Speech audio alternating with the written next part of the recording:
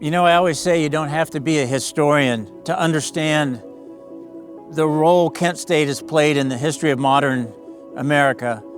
But I am a historian, and I know that our history is one that tells us of the dangers of polarization and an embrace of free speech. And so as I stand here amongst the 1990 Brinsley Terrell environmental artwork, which was the planting of these daffodils to remember all of those Americans killed in the Vietnam War, I'm reminded that part of our role in history and in the present now is to continue that conversation about the importance of free speech, but also the dangers of polarization, which can then lead to violence and which led to violence at Kent State.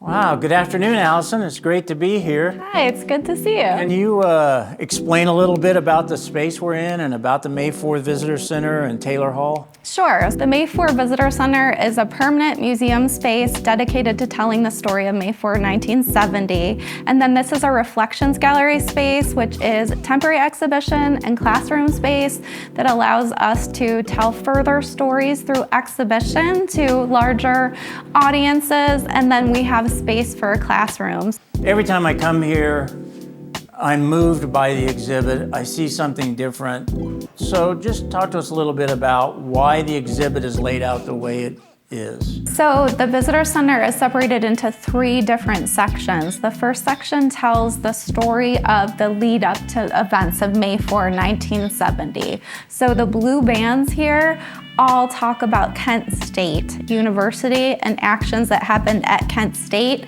And the exhibition space here is mostly national events. What I really love is these Polaroids that are telling the story of what happened on a personal level on campus. So we learn about Black United Student protests, but we also see students and families and faculty and what their experiences were like in the Polaroids, interspersed with these images that are so recognizable from history classes and history textbooks. So this first section is sort of origins of student protest after World War II, but especially as led by African Americans fighting for desegregation and civil rights. Exactly. This one is all about the generation gap, and we love to talk to students about the generational differences between baby boomers and their parents, but even extend that to what is life like for students today and how did it differ for these students. So this has so many interesting parts that apply specifically to Kent, but tell the national story of what life was like for students having to deal with the threat of the draft in the Vietnam War. So as you come through, you can find your own draft number and make that connection. There are also images like this image of the Stater, from the Stater by Chuck Ayers, which depicts his own experience being a part of the draft. He even worked his draft number into the illustration here. And then the ATO fraternity photograph, which shows all of the young men in ATO fraternity pose with their draft number. Yeah, this fraternity brothers displaying their draft lottery numbers is my favorite photograph in the entire exhibit.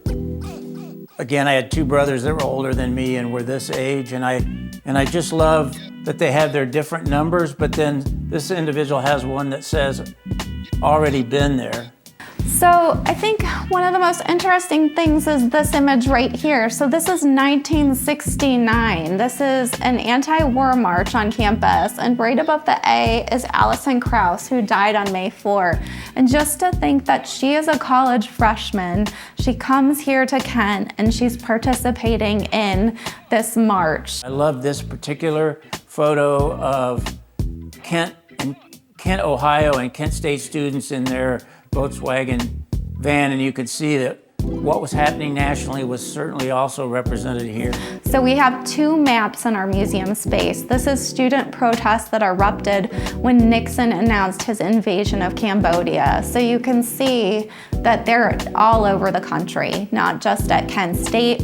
and then we walk people through the events that lead up to the day of May 4.